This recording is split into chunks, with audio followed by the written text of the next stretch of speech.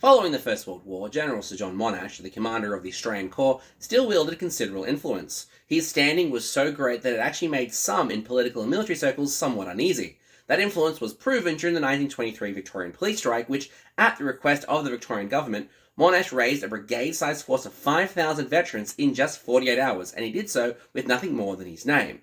These men were organised, led, and then marched into Melbourne and restored law and order.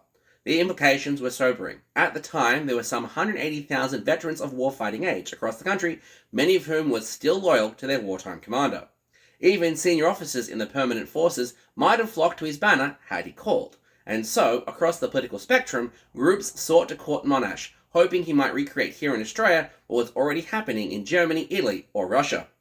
But Monash was no revolutionary. He had no ambitions for dictatorship and made his views crystal clear in speeches, radio broadcasts, and newspaper articles. One of his most enduring speeches comes from this very period, words I often return to, and you'll probably see in comment sections across the social media. Quote, "What do you and your friends want me to do? To lead a movement to upset the Constitution, oust the jurisdiction of Parliament, and usurp the government power?